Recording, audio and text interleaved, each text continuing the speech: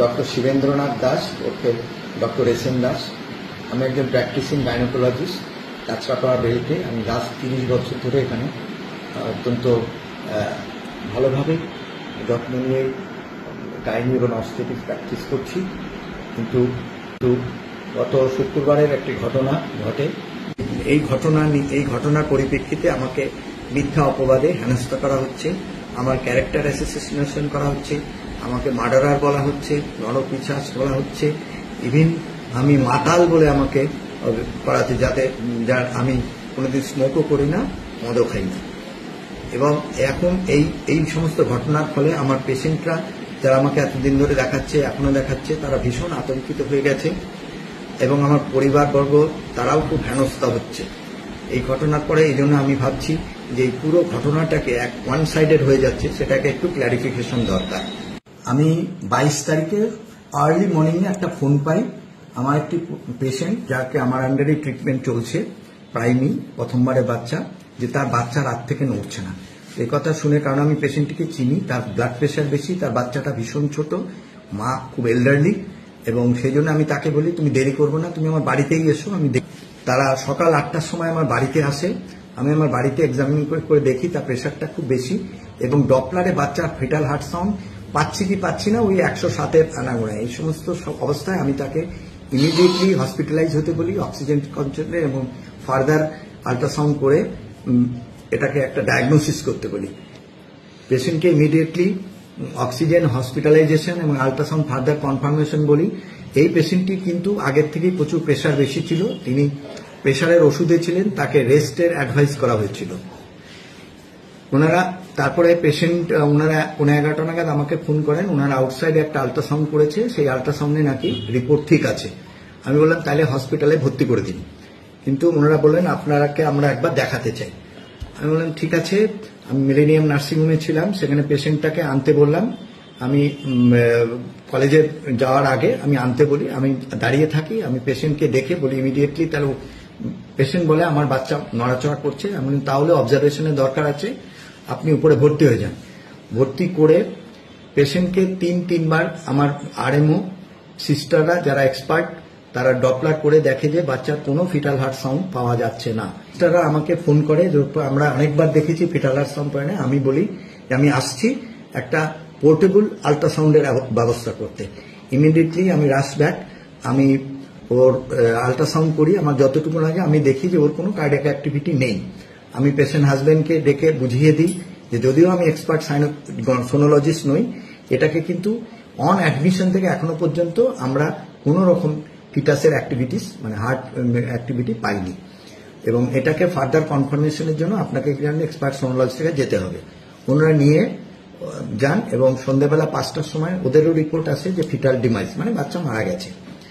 ওনারা ওই রিপোর্ট নিয়ে এসে নার্সিংহোমে একটু ভাঙচুর বা করার চেষ্টা করেন, ফিজিক্যাল অ্যাসল্ট করার চেষ্টা করেন, এবং পেশেন্টকে ডিওআরবি করে ওখান থেকে নিয়ে চলে আসেন।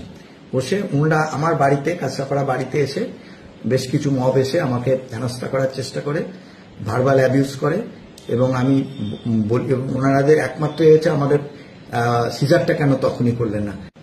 বাচ্চাটি প্রিটার্ম ছিল, ওর ওজন অনেক কম ছিল, আইইউজিআর ছিল।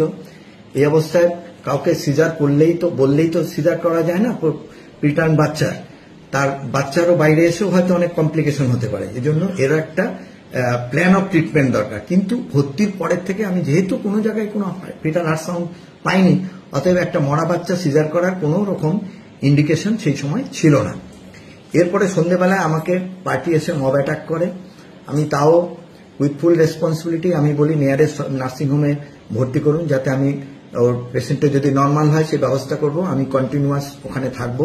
আমি পেশেন্টকে ভর্তি করার পরে আমি নার্সিংহোমে যাই, সেখানে 8টার সময় আমাকে ফিজিক্যাল অ্যাসল্ট করার চেষ্টা হয়, ভার্বাল অ্যাবিউজ তো চলেই, সামহাউ নার্সিংহোমের স্টাফরা আমাকে অ্যাসল্ট থেকে বাঁচায়।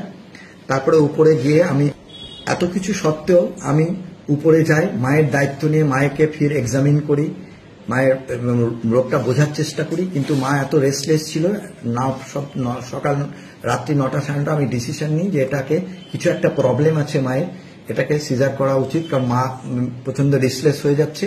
এখন বাচ্চা তো গেছেই, মাকে বাঁচানোর দরকার। তো আমি সিজারিয়ানের ডিসিশন নিই।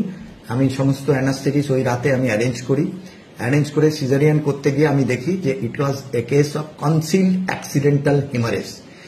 কনসিলড অ্যাক্সিডেন্টাল হিমারেজ মানে হচ্ছে পেটের ভিতর প্ল্যাসেন্টার পেছনে একটা রক্তপাত হয়। ইউজুয়ালি হাইপারটেনশন পেশেন্টদেরই বেশি হয়, এল্ডারলি পেশেন্টদের বেশি হয়, বা যারা বেশি কাজকর্ম করেন, ঝাপাঝাপি করেন, তাদের হয়। এনিওয়ে, আমি এই সমস্ত কেসে মায়ের মর্টালিটি ইজ ভেরি হাই, তা সত্ত্বেও অল রিস্ক নিয়ে আমি অপারেশন সাকসেসফুলি করি। পরে আমি পার্টিদের বলি যে কনসিল অ্যাক্সিডেন্টাল হিমারেজে একটা কোয়াগুলেশন ডিফেন্সের দরকার পড়ে, যে ইনফ্রাস্ট্রাকচার আমাদের হসপিটালে নেই, কারণ ফ্রেশ পজেন প্লাজমা প্লেটলেট দিতে হলে সেটা আমরা পাবো না। এক্ষেত্রে আমি রাত 1টার সময় ওদের বুঝিয়ে আমরা 500 বেডে এইচডিইউতে সমস্ত যোগাযোগ করে তাকে ভর্তি করি। পেশেন্ট আজকে ভালোভাবে, সেখানে কিছুই করা হয়নি, 1 বোতল ব্লাড দেওয়া হয়েছে, পেশেন্ট আজকে তার সম্পূর্ণ সুস্থ অবস্থায় ছুটি হয়ে গেছে। ওরা যেটা প্রথম আল্ট্রাসাউন্ডে নিয়ে এসেছে, ওরা বলেছে বাচ্চা ভালো আছে, কিন্তু অ্যাডমিশন থেকে ডপলার বা আমাদের নিজস্ব আল্ট্রাসাউন্ডে আমরা কোনো বাচ্চার ক্রিটিক্যাল কার্ডিয়াক অ্যাক্টিভিটি পাইনি, এবং বাইরে যে আল্ট্রাসাউন্ড করা হয়েছে সেটাও বলেছে ফিটাল ডেমাইজ। সো আন্ডার দিলে আমি প্রথম আল্ট্রাসাউন্ডের ক্রেডিবিলিটিটাকে কিভাবে স্বীকার করব? মা হওয়ার আগেই তার বাচ্চাকে না পাওয়া, মরে যাওয়া, এটা ফ্যামিলির পক্ষে, তাদের ফ্যামিলির পক্ষে যেমন মর্মান্তিক, আমার কাছে সেটা দুঃখজনক। কিন্তু আমি তো আর বাচ্চাটাকে ভেতরে গিয়ে মেরে ফেলিনি, যেভাবে করা হচ্ছে আমি নাকি বাচ্চাটাকে মার্ডার করেছি। 100 জন মা যদি প্রেগনেন্ট হন, তার ইডিওপ্যাথিক বলে একটা আছে, 5% কেসে কোনো কারণ জানা যায় না, বাচ্চা শেষের দিকে এসে বাচ্চা পেটের মধ্যে মারা যায়। ইন পার্টিকুলার কেসে এটা একটা কারণ ছিল যে কনসিল অ্যাক্সিডেন্টাল হিমারেজ, এবং এই কনসিল অ্যাক্সিডেন্টাল হিমারেজ সবসময় ক্লিনিক্যালি ডায়াগনোসিস হয় না, it is an ultrasound finding. তো আমি ভেতরে গিয়ে বুঝে সেইটাকে ডায়াগনোসিস করেছি। এই সমস্ত যে কথাগুলো বলছি, সেগুলো আমি কিন্তু নিজের মন থেকে বলছি না। এর সাপোর্টে প্রত্যেকটা ভিডিও, যার স্পেসিমেন, যে বিশাল ব্লাড ক্লট ছিল, উভেলিয়ার ইউট্রাস বলে একটা কথা আছে, যেখানে পুরো ইউট্রাসটা ভেতরে রক্তপাত হয়ে ইউট্রাসটার অনেকটা কালার ডিসকালার হয়ে যায়, সেটা পর্যন্ত আমার কাছে ডকুমেন্টেশন আছে। অর্থাৎ এইভাবে না জেনে কিছু লোক দেখি কমেন্ট করছে আমি নাকি তার বাবাকে ট্রিটমেন্ট করে মরেছি। আমি যে গাইনোকোলজিস্ট, আমি কোনো জীবনে কোনোদিন ফিমেল পেশেন্টের ছাড়া মেল পেশেন্টের ট্রিটমেন্ট করিনি। ফলে এইভাবে আমার ক্যারেক্টার অ্যাসেসিনেশন করাটা খুবই মর্মান্তিক এবং দুঃখজনক। আমি মায়ের কথা চিন্তা করে আমি দুঃখিত হয়ে আমি কিছু বলছিলাম না, কিন্তু এখন আমি দেখছি যে জিনিসটা যারা জানে না, কিছু শোনে না, কমেন্ট পাস করে যাচ্ছেন। এই জন্য আমার মনে হলো যে সোশ্যাল মিডিয়াতে এসে পুরো ব্যাপারটাকে বিস্তারিত জানানো। অ্যাক্সিডেন্টাল হিমারেজে মায়ের মৃত্যু অত্যন্ত হাই, সেই অবস্থাতেও আমি অত্যন্ত রিস্ক নিয়ে, এত অ্যাসল্ট, ফিজিক্যাল অ্যাবিউজের পরেও আমি দায়িত্ব নিয়ে অপারেশন করেছি, এবং তার জন্য পুরো সারাদিনে আমি কিন্তু কোনো চার্জও করিনি। আজকে আমার এই ইন্টারভেনশনের জন্য মা সম্পূর্ণ সুস্থ হয়ে বাড়ি ফিরেছে, এটাই আমার কাছে সান্ত্বনা।